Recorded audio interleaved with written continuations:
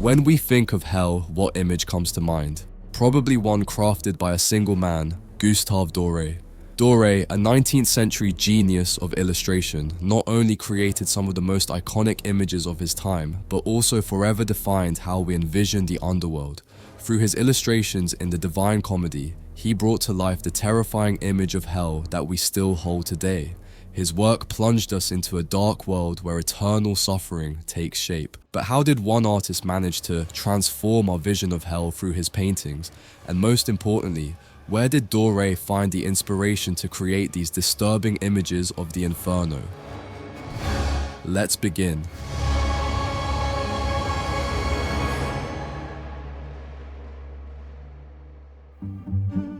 To understand how Doré became the man who shaped our vision of hell, we first need to explore his fascinating story.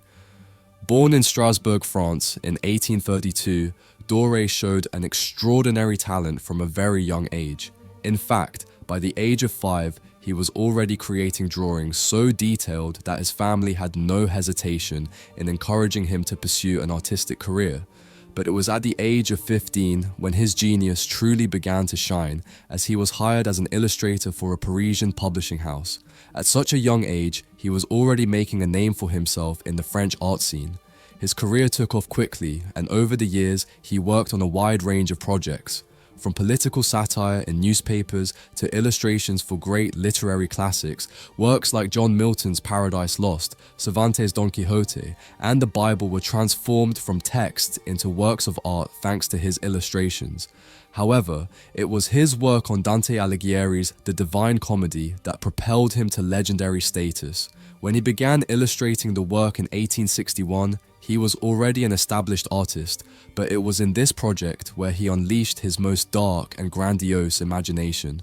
Through 136 engravings, Doré transported us to Dante's circles of hell, creating images that captured suffering, despair, and horror with such vivid precision that, to this day, they remain the most recognized depictions of this infernal realm. Throughout his career, Doré produced over 10,000 engravings, an astonishing figure that reflects his boundless creative energy. Although he worked on a variety of subjects, from biblical scenes to historical epics, his ability to capture the sublime and the terrifying made him an undisputed master of illustration. Doré didn't just illustrate texts, his images defined how entire generations would imagine the worlds he portrayed, especially hell, which will be our focus today. Before Gustave Doré transformed our vision of hell, other artists had already attempted to capture the terrifying vision of the underworld described by Dante in The Divine Comedy. One of the most notable was Sandro Botticelli, whose work during the Renaissance left a significant mark on the representation of hell. Botticelli, primarily known for his mythological and religious works, also tackled the illustration of The Divine Comedy. In the 15th century, Botticelli created a series of drawings for Dante's poem, which included detailed representations of the 9 circles of hell. His approach was influenced by the Renaissance context, where the emphasis was on clarity and proportion. While his illustrations were detailed and faithful to Dante's narrative, they maintained a style that reflected Renaissance aesthetics, with a more restrained perspective and a less oppressive atmosphere compared to what would come later. As we move into the 19th century, Doré revolutionized the way we imagine hell. His interpretation of the Divine Comedy not only updated and dramatized Dante's infernal visions, but also left an indelible mark on visual culture. Doré approached hell with a monumental and almost apocalyptic focus. His illustrations, filled with terrifying details and an overwhelming sense of scale, transformed the perception of hell we have today. One of the most memorable moments in this interpretation is when Dante and Virgil reach the 9th circle of hell, home to the traitors, frozen in an eternal lake of ice. Doré portrays this scene in Canto 32, where souls are submerged in the ice, condemned to immobility and suffering.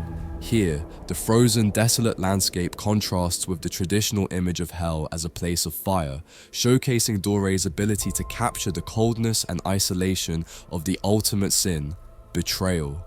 The climax of this descent is the arrival at Canto 34, where Lucifer, the ultimate traitor, appears trapped in ice up to his waist.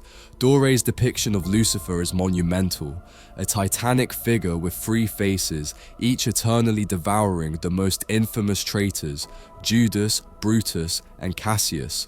This illustration, with its sense of scale and palpable horror, has defined our modern perception of the devil and the final punishment. If we stop to think, where does the image of hell that we have today come from? That dark, terrifying, and ominous place that immediately comes to mind when we hear the word. The most immediate answer might be from ancient texts like the Bible, or in this case, Dante's Divine Comedy.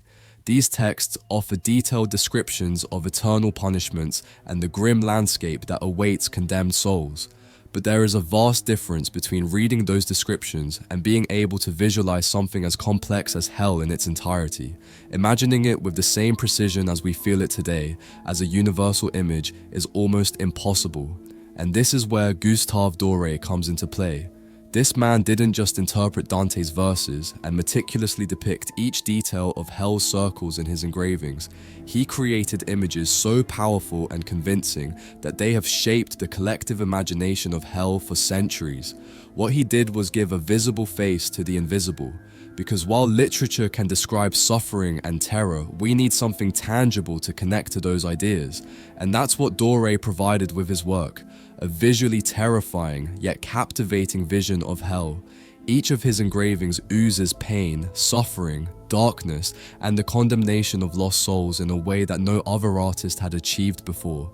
But you might be thinking, I haven't read the Divine Comedy or the Bible, so how can I have such a clear image of hell that Doré portrayed? This is where his influence becomes even more remarkable.